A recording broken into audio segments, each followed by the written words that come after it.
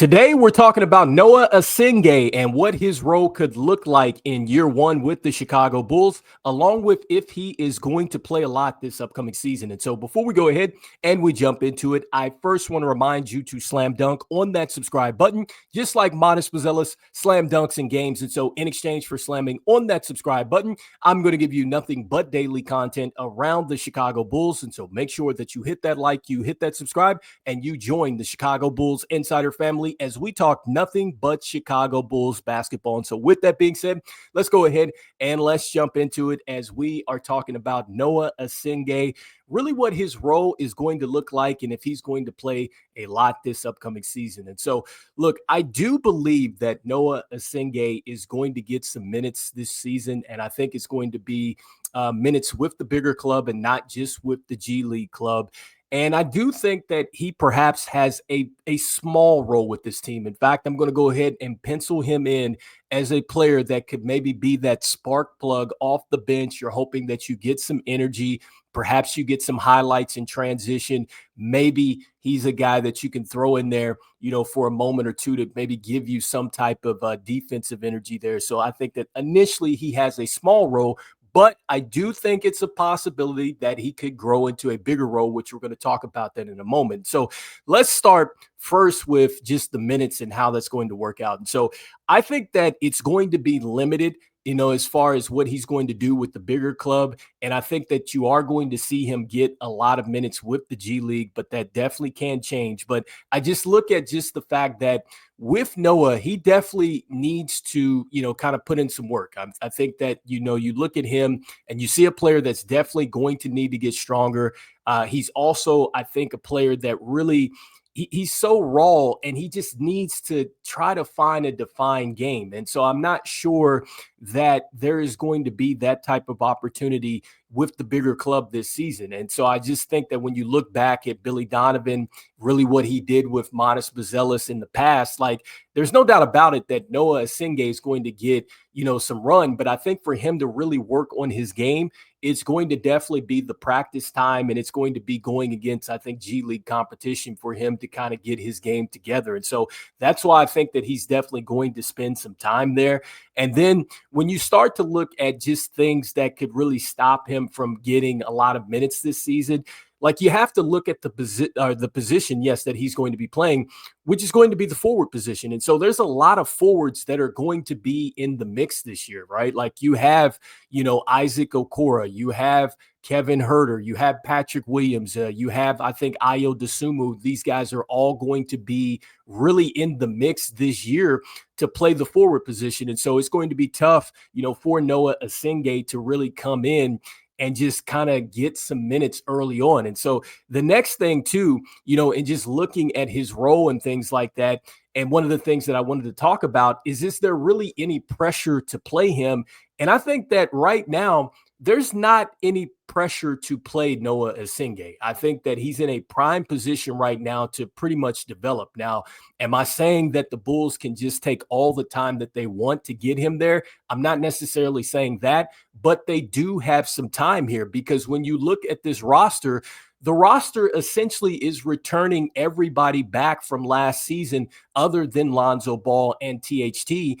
And I think that you can really argue that maybe this team is going to be in a better position than they were last year because now you're talking about year two of this system. I think that this team is going to be a lot better offensively, and hopefully they're going to be able to cut down the turnovers and things like that because they're used to playing at the faster pace. But, just looking at the young core, I'm anticipating that we're going to see some of these guys take a step forward. I definitely think we see that with Matas Buzelis. I know a lot of people haven't really talked about it enough, but I think that you have to start thinking about Julian Phillips, Dalen Terry, those players definitely taking a step forward. I'm not saying that it's going to be huge, but if they do, that's certainly going to help this team as far as, trying to tread and get out of this play-in situation.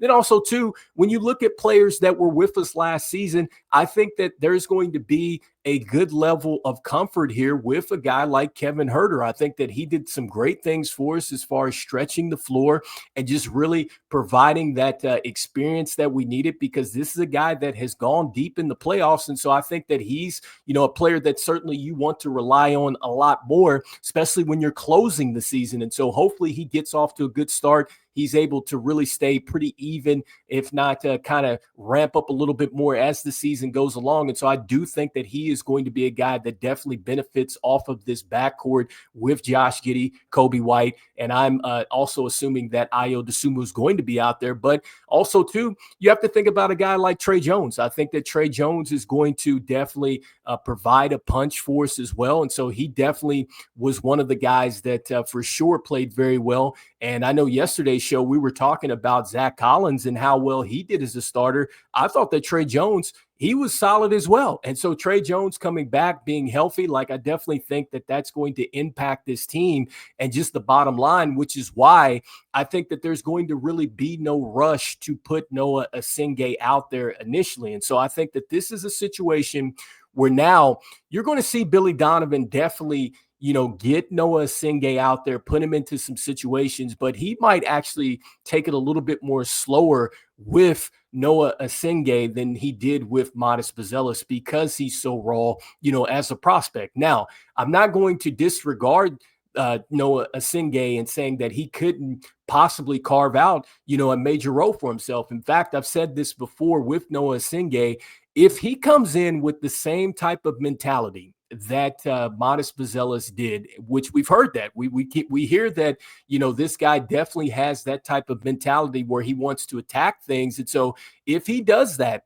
he comes in and he's like that his first year, he's definitely going to get some minutes this year. And I think for him, his calling card is probably going to be defense initially. I think that if he can come in, he can be impactful on the defensive end. I think that he definitely can start to really carve out a role for himself early on his rookie season, because even though he doesn't necessarily have, that defined game. And when I'm talking about that, I mean, okay, he can get to the mid-range. He's got a great crossover. He's terrific with his Euro step, stuff like that. I'm not sure that he has that. Right now, he's shown a lot of different things, but he doesn't have that. And so that's something that comes as you start to develop yourself and everything else. But if he can come in, play some defense, be a guy that fills the lane and really kind of has these highlight type of plays and things like that, he absolutely could get some good minutes in his rookie season. But I do think that he's going to probably be paced along here. And so let me know in the comments here what you guys are thinking. Do you think the Bulls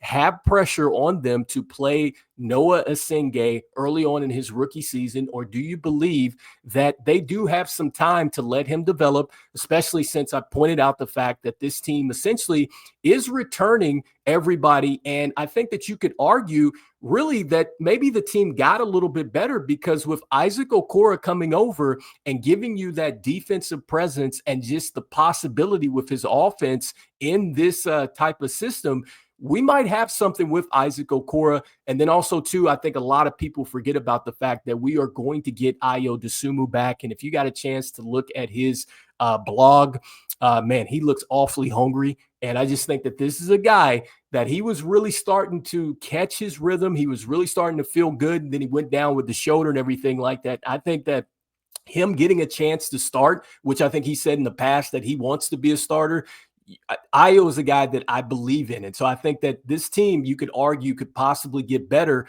with these two guys coming back into the fold here. And so trading for Isaac Okoro and then getting back a guy that was with us, but I think a lot of people really forgot about because of the injury. And so anyway, let me know if there's pressure to play Noa Essengue, and just really, what are your expectations in year one? Do you see him really kind of taking the same type of path as Matas Buzelis? Do you think it is going to be, a little bit of a slower start for him? Because I do think that it might be a slower start, but I do think that he will get to that point where we looked at Matas Buzelis and Noa Essengue as really future pieces that this team can really build with and around. And so anyway, you guys, let me know in the comments here what you guys are thinking. And as we always say, go Bulls, and I will see you guys on the next one. All right, peace.